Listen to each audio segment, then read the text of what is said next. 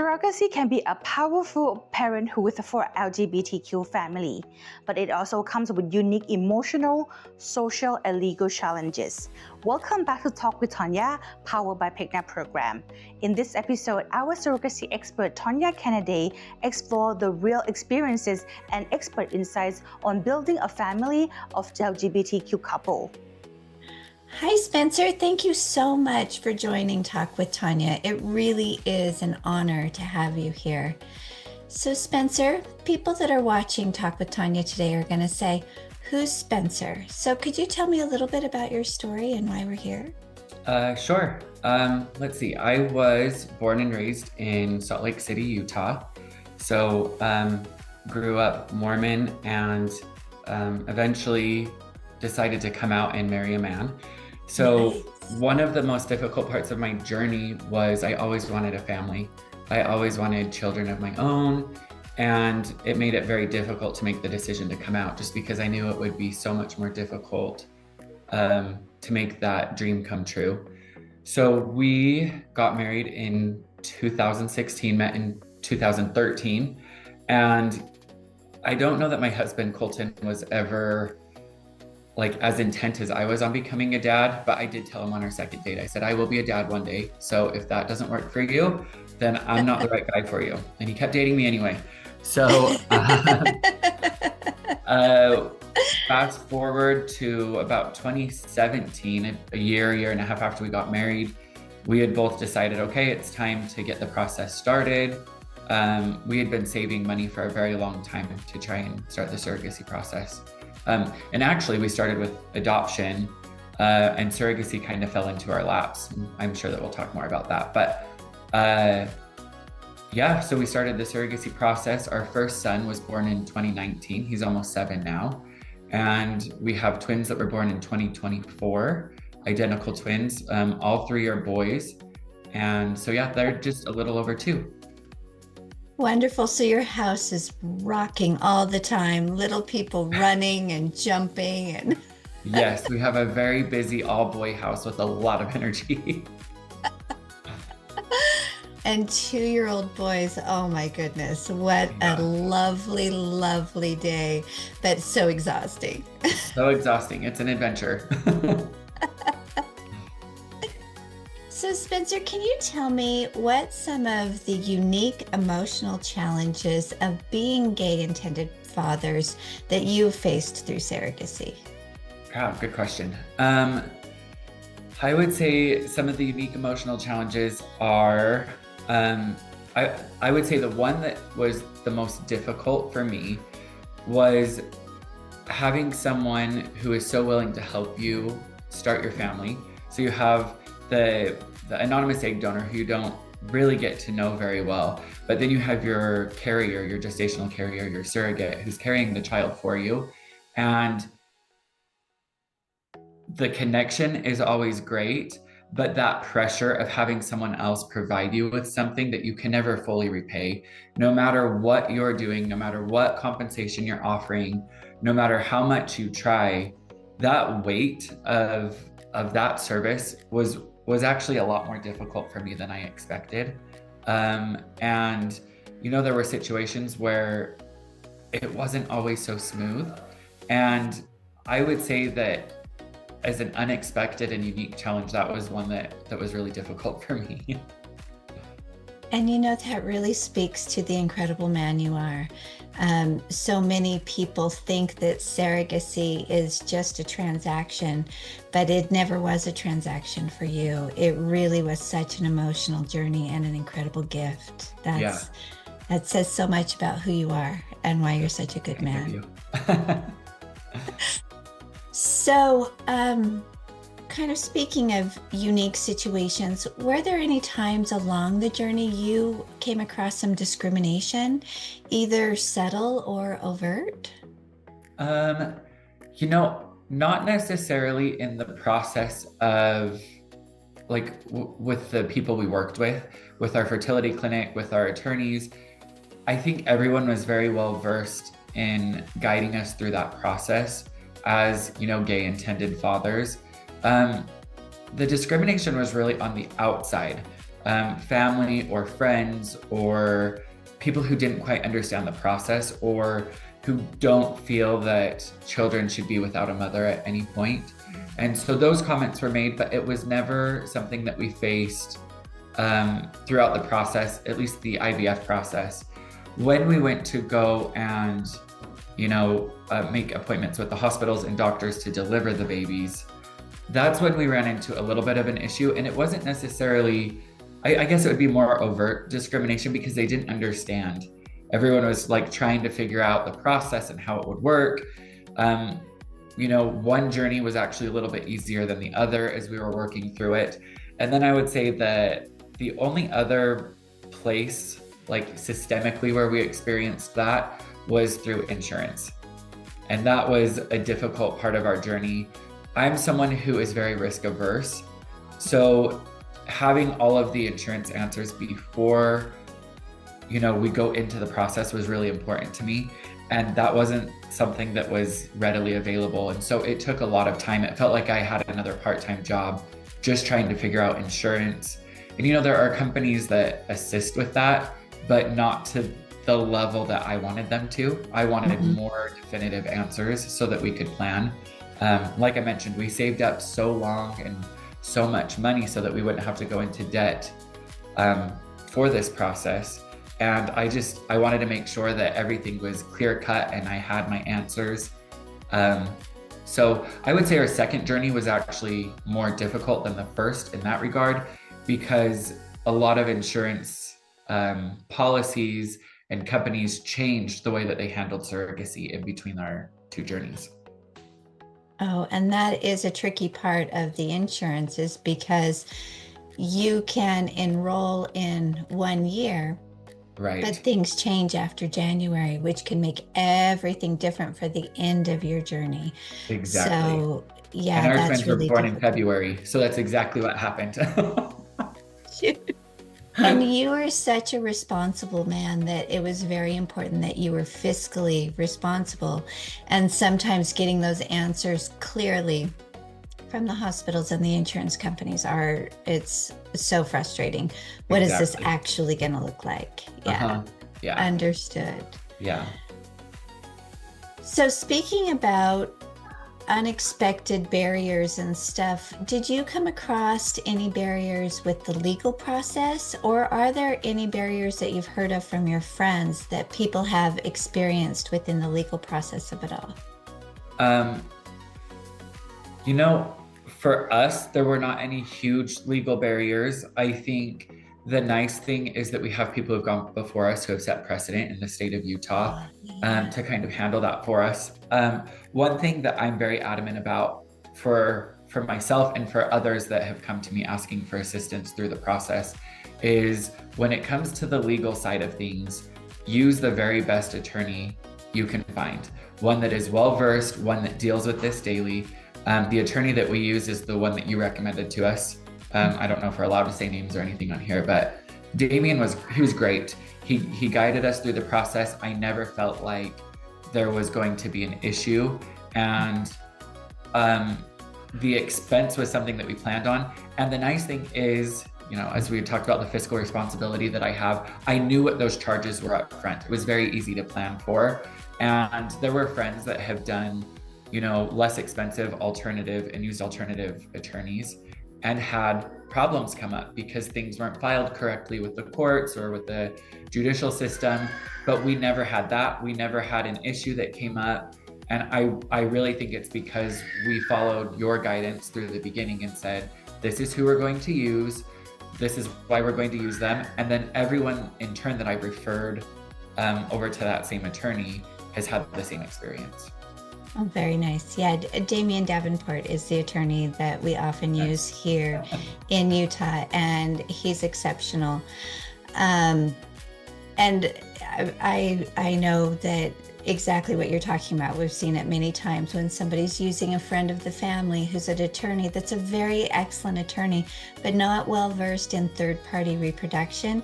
And sometimes that will actually cost you more money than if you have the expert that does it. You know what the costs are up front, and much less frustration. So I'm really glad that you actually got to see that from both sides to make it make sense. Totally. We must follow the experts' advice because they really know what they're doing. Yeah, absolutely. In addition to that, I would say other legal barriers is just, I think a lot of people don't understand that surrogacy is a state regulated process. So in the United States, it can vary, as you cross state lines. So if you have a surrogate from another state and you're in Utah and she's in California or back east, you have to have someone who understands the laws on both sides, what's going to happen, where the children going to be delivered. It's very complicated, and it's a web that you really want the proper navigation through, so that you don't find yourself, in a rut or in a pickle when you're in a very stressful situation. One of the things that I think is really important is to understand, this is an extreme medical process. This isn't just something that happens.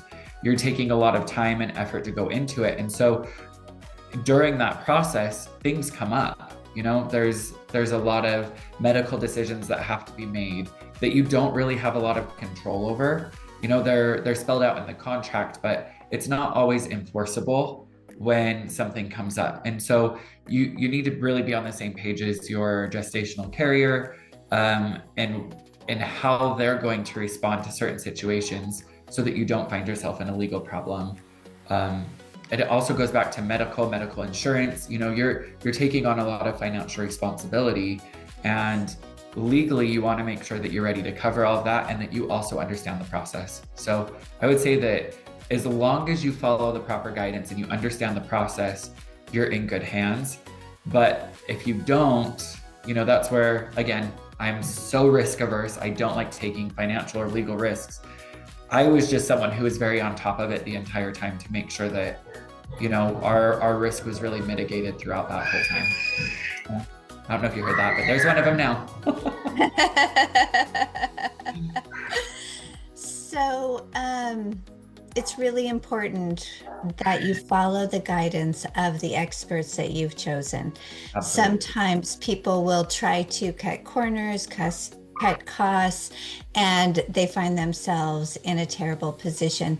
And luckily, you've been able to set your life up where you have a little extra free time. So people who don't have that free time to be able to push through those answers, hiring somebody who can be that for you, that they can completely trust, is absolutely important. Otherwise, they might find themselves in a time crunch and a bad position. So I think that you're giving really good advice here.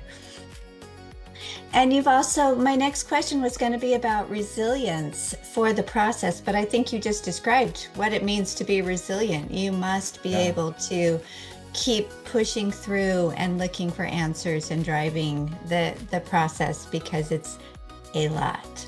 Yeah. There's no way to know what to expect until you're in it. It's so true. And everyone's journey is different. Through the years, people have said, write down what I need to expect. And there is absolutely no way to do that. It is, I think, the first lesson they should learn about raising children. It doesn't come with a book. You figure it out every step as you go. I would say the same thing. And I've told many people that, it does prepare you to raise children, because you think you have it all figured out, and then something completely unexpected happens, or you really don't have as much control as you think you do. Exactly. You just get them sleeping and they begin teething, and then it's all over again. Totally. So do you find psychological evaluations for this process for intended parents and surrogates to be a valuable piece of the puzzle? Oh, absolutely. We had to do it with both journeys. I think, at first it felt like a double-edged sword. At first it felt like, okay, couples that can just procreate naturally, right, don't have to go through this type of process to become parents. And then as I got further into the process, I realized it's not just there to verify whether or not we're fit to be parents. The whole psychological evaluation process is actually there to make sure that you have the emotional and mental strength to make it through the process with the other people that are also involved in it with you. So you have your surrogate, you have your surrogate's husband, you have, me, my husband, and all of us together have never completed this process or anything like it before. Right. So to make sure that we're all on the same page, to make sure that we have common goals, that we've discussed, all of the possible scenarios that could come out of this, I do think it's important. And I recommend making sure that that you've researched and that you understand the process that you're going through. I will say for the first journey, it felt like an item I was checking off the list. For my second journey, it felt like we were making sure we were on the same page. And I viewed it very differently the second time around because, there were issues that came up in our first journey that we didn't know what we were getting into and maybe weren't addressed as clearly as they should have been. So by the time we made it around to the second time when we had our twins, we were very adamant that we wanted to make sure everyone was on the same page. Everything was discussed. We'd been through the process. We knew where the pain points were and hopefully how to overcome those. That is really, really good advice because you're right. People will go into the psychological evaluation thinking they're being judged. We're choosing whether or not they are good enough to be parents. And that's not it at all. It is an emotional preparation for the entire journey. Very, very important piece of the puzzle. So I so far have never had anyone walk away from a psychological evaluation and say, I didn't get anything from it. There's always something that you can gain from the process. So they're very, very important piece. And PECGNA, obviously, Talk with Tonya is powered by PECGNA, does a really exceptional job at the evaluations. Next question. How, when you did your psychological evaluation, did the clinician make you feel like it was a safe environment? Can you give some explanation of what that looked like for people who are really frightened to do the evaluations? Yeah, sure. I think one of the things that they did was asked a lot of questions to get to know us personally to start off. Ask questions about our relationship, about our parenting styles. I would say it's important to know those things. Those are conversations you obviously want to have with your partner as you're going into it. Yes. I think the other thing was, I did a lot of research. When we got married, I did research to make sure that all the vendors that were included with our wedding felt comfortable and at ease.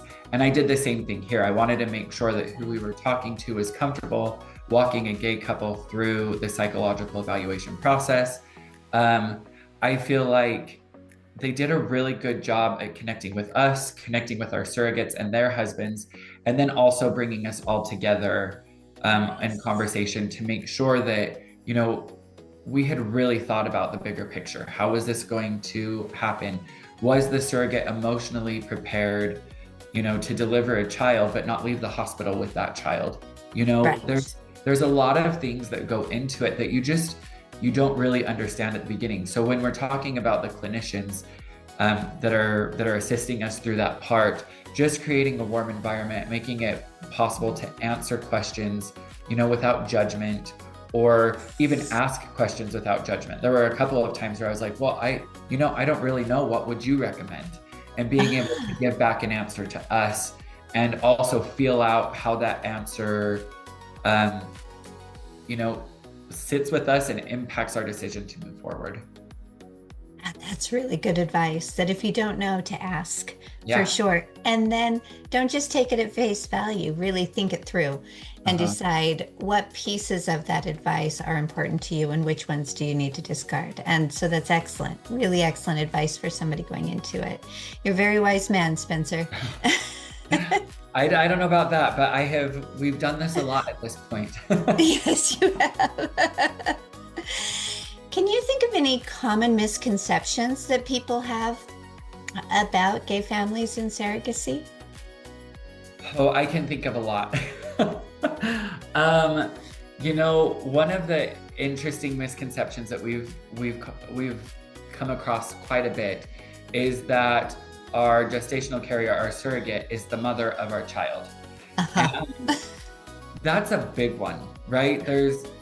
We have a distant relative who was posting videos about the same time my twins were born, of talking about how gay couples, when they had a surrogate, would go into the hospital and sit in a hospital bed and do skin-to-skin contact and rip the baby out of the mother's arms. And it was actually quite jolting to me to see that they had reposted this video, because just 2 or 3 weeks prior, we had posted videos of us doing the same thing. But I think what people don't realize is the surrogate has been through the psychological evaluation. They are very well aware that the baby they are carrying is not genetically linked to them. It's that they're carrying it to provide a service so that a family can have a child. And they understand that they're walking away from the hospital without a baby in their arms. This is not something that is a surprise to anybody in the process. No. In fact, when we're in the hospital, they provide separate rooms for us, one so that she can rest and recover. She's just been through a long, grueling process on her body. Yes. And for months and months and months leading up to the delivery and then the delivery. And yes. We're not taking her out of a bed to hold the baby. We have our own hospital room, our own hospital bed. And quite frankly, there's nowhere else to sit in there. You just have a bed. So, there's those types of misconceptions. I would say that's the biggest one, though, is that the surrogate is the biological mother of the child. And in most cases, especially in the United States, that's not the case. Right. Exactly. So I don't know, I'm trying to think of others, but and to add to what you were saying about the misconception, a lot of people feel like this woman, this beautiful surrogate that has carried the baby, wants to take this baby home. And I've talked to thousands of surrogates. Their biggest fear is you're not going to take your baby home. They don't want that baby. Yeah. They love that baby. That baby's special to them, but not special to them as though it's their own child, like a special auntie or a special cousin.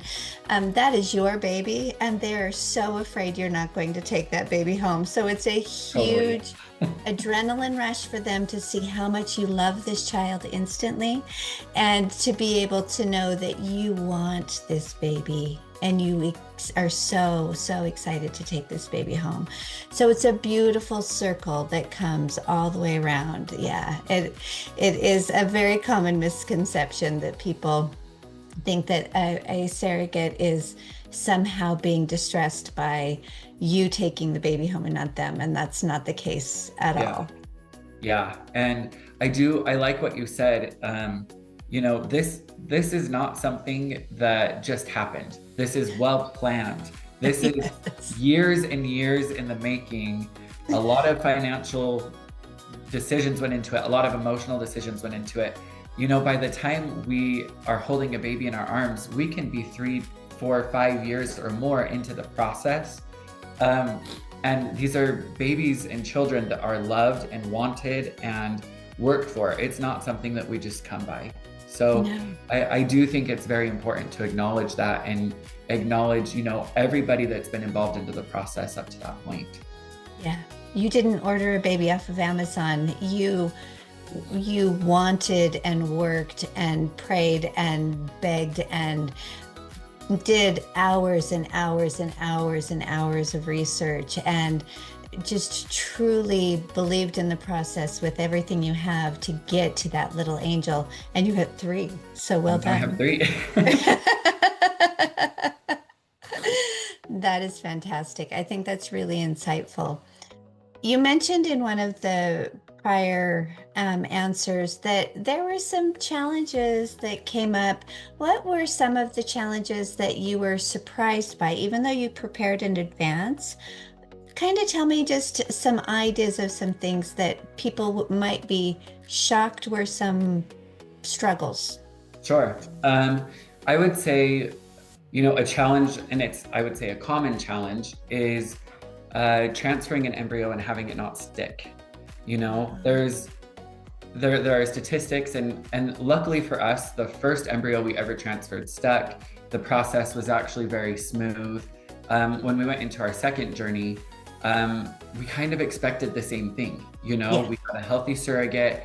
All of her test results came back well. We had a healthy embryo. We did everything that we could. And so I think that all of us, my husband, myself, our surrogate, her husband, everybody was just expecting that this was going to work. We had decided we were only going to do 2 transfers. We had 2 embryos left, 1 female, 1 male, and the female embryo didn't take. And it took us, as well as our surrogate, some time to recover from that loss and move to the next step. It impacted us emotionally more than I thought. And it happened to so many of our friends, so many people. But again, it's one of those things, you don't understand that loss until you're in it.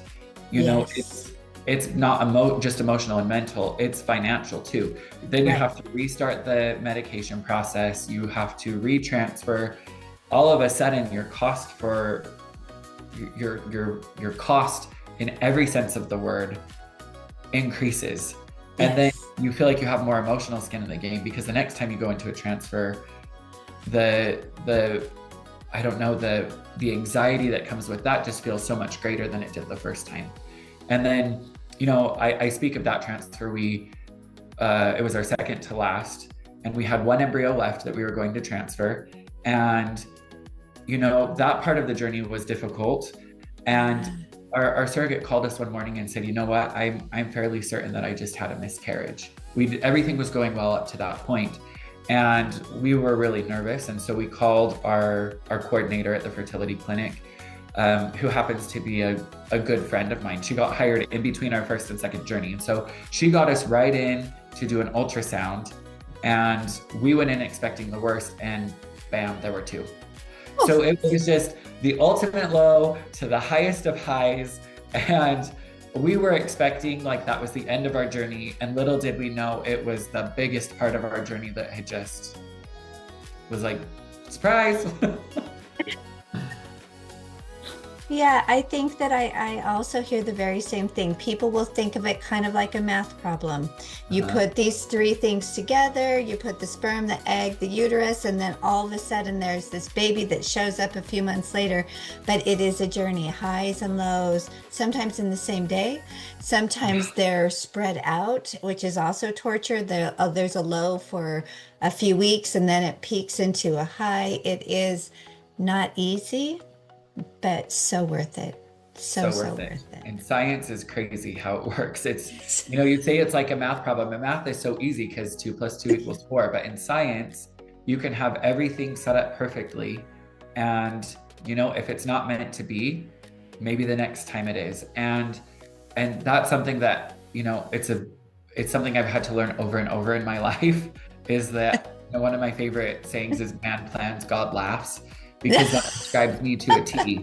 And I've had to learn to loosen the reins, and especially through this process, let go of control and let it kind of happen as it's supposed to be. Oh, I love that saying. I haven't heard that one. That's very, very good. And I am the same way. I am very stubborn and think if I push hard enough, it's going to happen. But it isn't true. Last question. If you were to talk to another gay family going through or thinking about starting this process, and if they're feeling a little uncertain right now, what kind of advice would you give them? I would say you need a guide or a mentor. You need someone to help hold your hand through the process. We were blessed with so many people throughout the journey that kind of helped and guided us. But at the same time, I also felt like on the personal side, I was doing it on my own. Yeah. And I wish I would have had more guidance. I wish I would have had someone that would say, okay, these are your steps. Now, at the fertility center, we had someone that guided us through that portion. With our attorney, we had someone guide us through that portion. But the whole picture, it would have been nice if I had someone that just said, let me take your hand and help you through this. And that's the number one thing that I would say, whether it's a friend or family member, if you can find a third party guide that doesn't have a lot of skin in the game, that won't be overly emotional, but can help push you through, especially those hard times, that's the number one thing I would hope for. Yeah. And we know people that do that. And so we can help people get there. All right, Spencer, thank you so much for spending your morning with me and answering these questions. I know it will be invaluable for families who are considering going through what you've gone through and made successful with 3 beautiful boys. Tell me their names again. Our oldest is Boone, and our twins are Archer and Luca. Beautiful, really beautiful. Thank you, Spencer. Thank you.